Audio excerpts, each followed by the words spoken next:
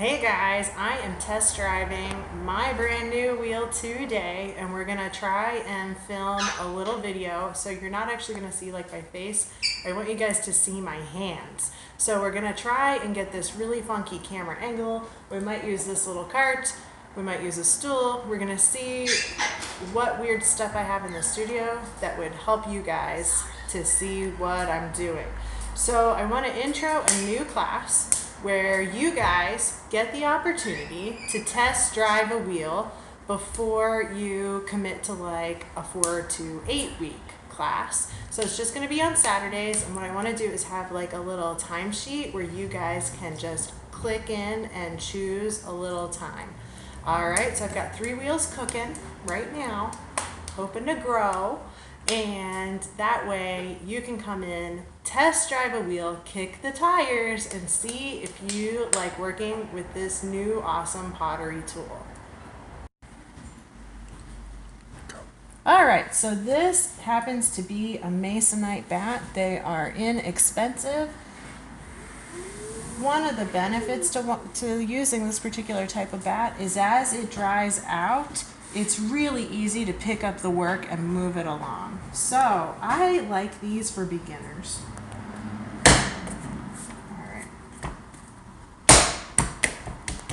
All right. You're looking for a pretty good attachment. I don't want this guy going anywhere. And I think the masonite bat helps beginners to do that. Whereas the plastic bats, I think sometimes it's harder to get your initial attachment. All right, so I am getting my sponge nice and wet because when your clay is a matte color on the wheel, it's time to add more water.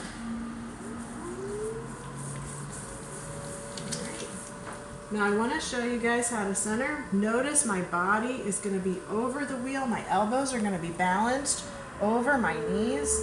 Oh, listen to that soft, sweet engine. She's not loud and cranky. Aw, what a nice new wheel. So I'm using this part of my hands here, and I'm going to squeeze equally from both sides, and I'm going to center, and then I'm going to cone up.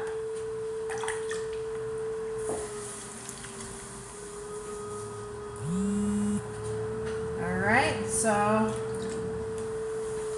that worked like a dream. The clay I'm using is B-Mix 5, and it's kind of a relative of porcelain. It's just like throwing cream cheese, so nice and smooth.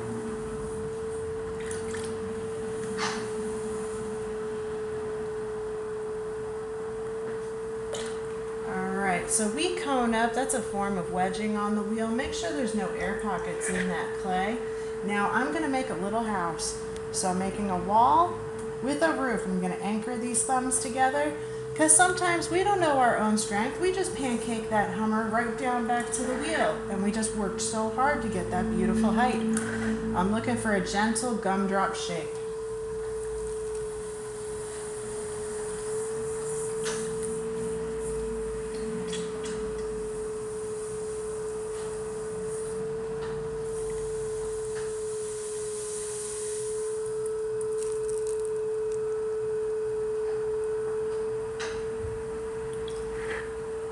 Alright, so one of the ways we know we're centered is if you're looking at the shape of your clay and it doesn't look like it's moving. So see all the way down to about here.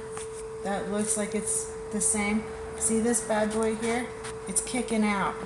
See how she's kicking out? That's how we know I'm not centered at the very bottom.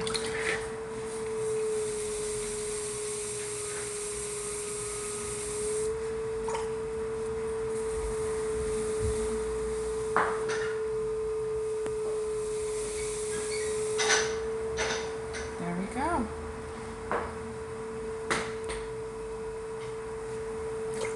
All right, maybe one more.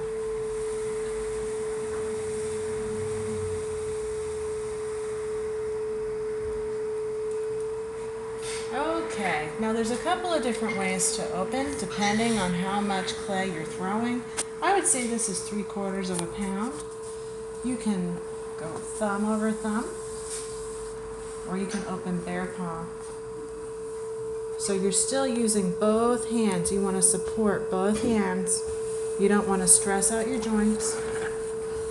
I'm going to go ahead and open bear paw on this guy.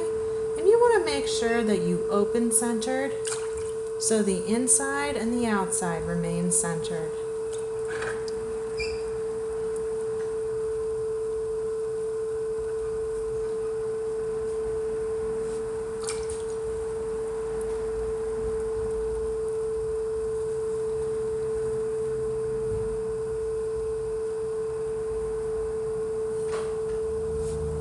I'm going to add a little bit of water.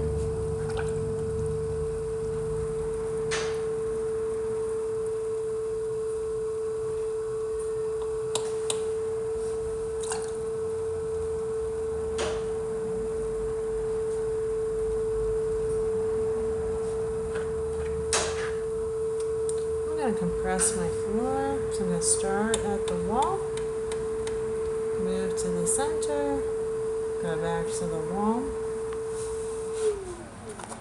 Now I'm going to use a pin tool to measure the thickness of my floor. And I'm still running a little bit thick. I want to be at about 1 centimeter. So I've got a little bit more to go.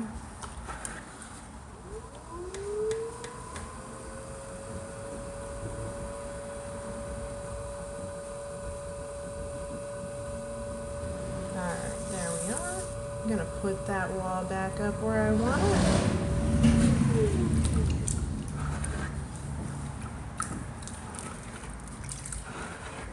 Alright. The first shape you learn how to throw is a cylinder. Most other shapes are based in the cylinder shape. If you need to make a vase, that's about where you're going to start. If you want to get a bowl, that's about where you start. So I am now going to pinch these two fingers together around the clay. This elbow is still supporting my weight. This elbow is up. And I'm going to pinch and lift. You want to work slow and steady.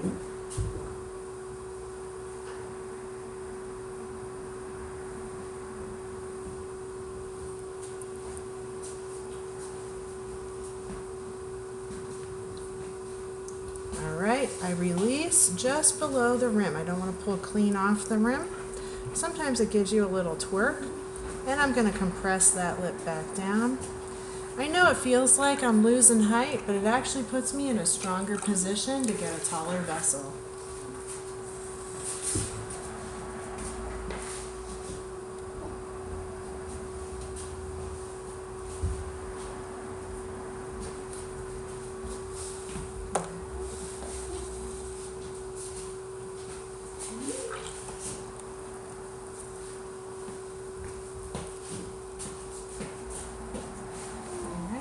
Take back off the speed a little bit.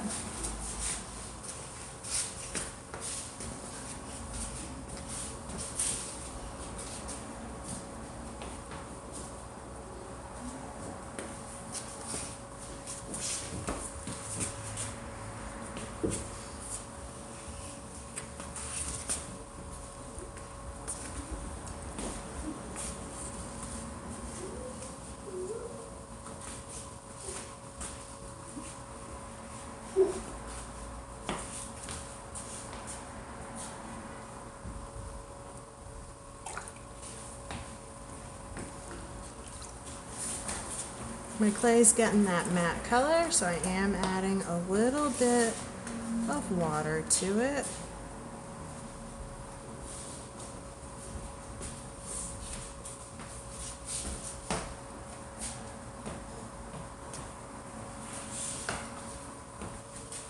Alright. And I'm pretty good with the height for this guy. So now I'm going to change which hand is on top as I'm lifting that wall, and I'm going to shape this vase.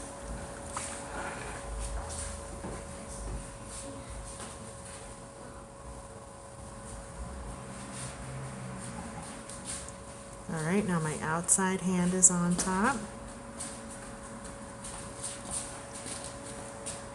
Let's go got it choking back in a little bit. I'm going to choke it back in this rim here. I'm going to collar it in a little bit.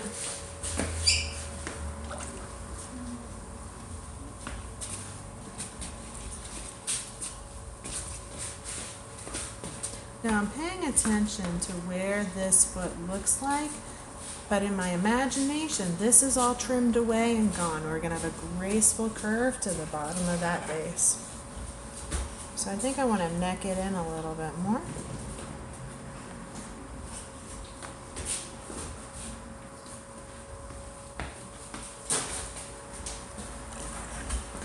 This puts me in an even better position here.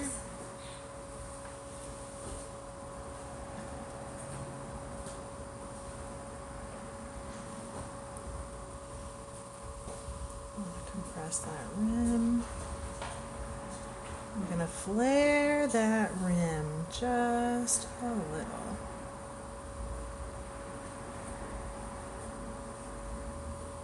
I enjoy that shape that kind of looks like an onion. So now that I'm in this part of the top, if for some reason you feel like you didn't get that bottom where you wanted it to be, there's always tools to get you back under there. You can even use a wooden spoon. This is called a wooden modeling tool. And I'm watching that profile change.